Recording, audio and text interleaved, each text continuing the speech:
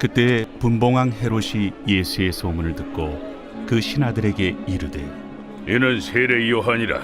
그가 죽은 자 가운데서 살아났으니 그러므로 이런 능력이 그 속에서 역사하는도다. 전에 헤롯이 그 동생 빌립의 아내 헤로디아 일로 요한을 잡아 결박하여 옥에 가두었으니, 이는 요한이 헤롯에게 말하되 당신이 그 여자를 차지한 것이 옳지 않다 하였습니다. 헤롯이 요한을 죽이려 하되 무리가 그를 선지자로 여김으로 그들을 두려워하더니, 마침 헤롯의 생일이 되어 헤로디아의 딸이 연석 가운데서 춤을 추어 헤롯을 기쁘게 하니, 헤롯이 맹세로 그에게 무엇이든지 달라는 대로 주겠다고 약속하거늘 그가 제 어머니의 시킴을 듣고 세례 요한의 머리를 소반에 얹어 여기서 내게 주소서. 왕이 근심하나 자기가 맹세한 것과 그 함께 앉은 사람들 때문에 주라 명하고 사람을 보내어 옥에서 요한의 목을 베어 그 머리를 소반에 얹어서 그 소녀에게 주니 그가 자기 어머니에게로 가져가니라. 요한의 제자들이 와서 시체를 가져다가 장사하고 가서 예수께 아뢰니라. 오늘 말씀은 불의에 맞선 의로운 죽음이라는 제목으로 말씀을 전하겠습니다. 오늘 본문에는 이제 세례 요한이 죽음을 받게 되는 그런 내용과 또 그를 죽음에 이르게 하는 헤롯에 대한 이야기가 나옵니다. 성경에는 헤롯이라고 하는 사람의 이름이 2번 나오는데요. 오늘 나온 이 사람을 가리켜서 헤롯 안티파스라고 합니다. 이 사람은 누구냐면 예수님이 태어나셨을 때 그 헤롯은 아버지입니다. 그래서 그의 아버지에게 4아들이 있었는데 그 아들들에게 유대 땅을 4등분해서 다스리도록 그렇게 했습니다. 그래서 성경은 그들을 가리켜서 분봉왕이라고 이야기를 하지요.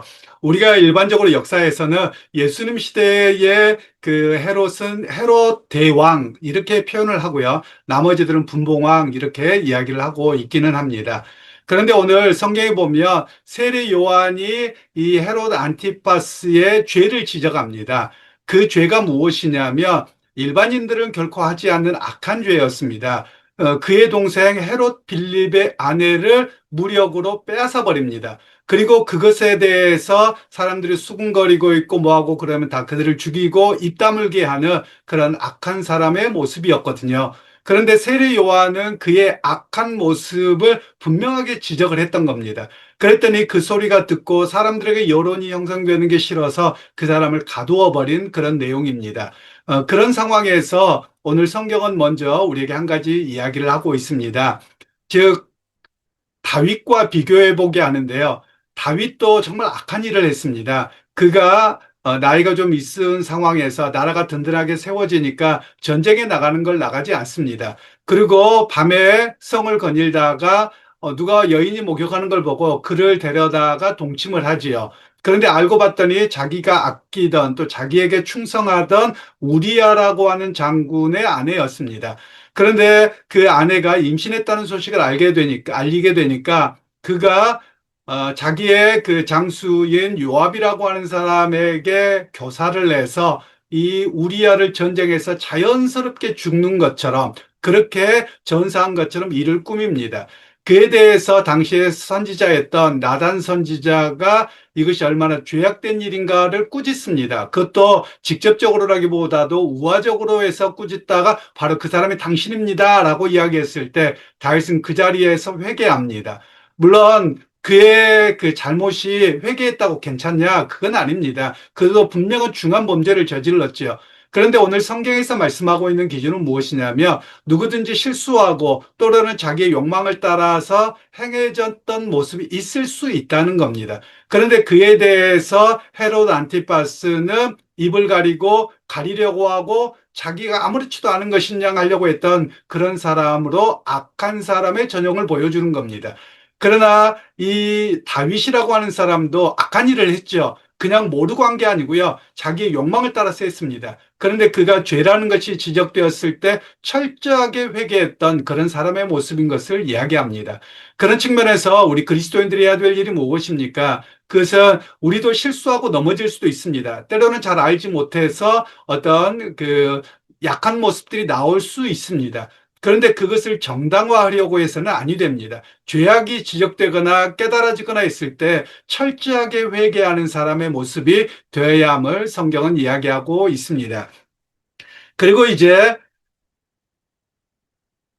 세례 요한을 옥에 가두어 놨는데 마침 자신의 생일이 되었습니다. 그때 헤로디아의 딸, 그러니까 헤롯 빌립과 헤로디아의 그게서 난 딸이 살로메인데 그가 춤을 추게 되니까 그것에 마음을 빼앗겼습니다. 그리고 술 마시고서 하는 이야기 호언장담을 하는 겁니다. 네가 원하면 내 나라의 절반이라도 주겠다 이렇게 호언장담하게 되죠. 그때 살로메가 어머니에게 가서 물어봤더니 어떻게 할까요? 그랬더니 이 세례 요한의 목을 베어달라라고 해서 그를 죽여서 쟁반에 가져오게 된 그런 이야기입니다. 얼마나 사람들이 악합니까?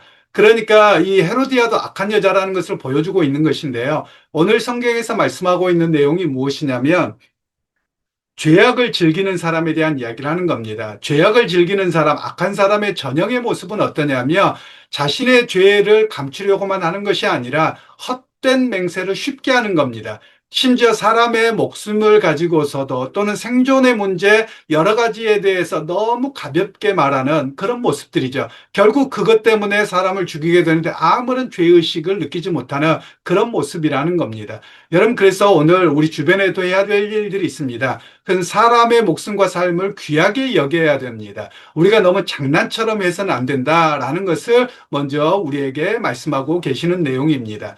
오늘 성경 본문을 통해서 우리가 잘 기억하셔야 될 것은 악한 사람의 전형들을 쫓아가는, 사실 우리 모두에게 그런 모습이 전혀 없는 건 아닙니다. 있습니다. 그렇다면 우리가 철저하게 주님 앞에 회개하고 우리가 온전한 회개의 사람으로 서 있어야만 하는 것입니다. 여러분, 특별히 이제 설 명절 기간인데요. 여러분들 가족들을 만나고 또 부모님을 찾아뵙고 형제간을 만날 겁니다. 때로는 신앙의 문제 때문에 조금 갈등도 있을 수도 있고 한데요. 여러분, 신앙은 포기하지 않으면서 여러분 그리스도를 믿기에 가정을 잘 섬기실 수 있기를 바랍니다. 형제간을 또한 잘 섬기고 부모님을 잘 섬기십시오. 그것이 바로 또 주님께서 우리에게 말씀하셨던 내 부모를 공경하라 라고 했던 10계명의 5계명이기도 합니다. 그래서 이 명절 기간에 내가 예수를 믿기에 좀 더 잘 섬기고 좀 더 헌신하고 좀 더 거룩한 사람으로 변화가 되어서 그들에게 아름다운 모습으로 비춰질 수 있는, 또 그 모습이 내 삶을 통해서 나타나게 되는 역사가 있는 그런 행복한 시간, 은혜의 시간들로 만들어가는 이 명절이 되기를 주님의 이름으로 축원합니다. 하나님의 은혜를 감사합니다. 오늘도 주께서 함께해 주셔서 우리에게 은혜를 더하여 주셨습니다. 우리가 날마다 믿음 가운데 승리하는 자가 되게 하시고 어떤 상황에서도 흔들리지 아니하는 거룩한 믿음의 사람 되게 하여 주옵소서. 이 명절 기간에 가족들 간에 우애가 있게 하시고 서로가 배려함을 통해서 아름다운 가정들, 행복한 모습들로 세워져가는 모두가 되게 하옵소서.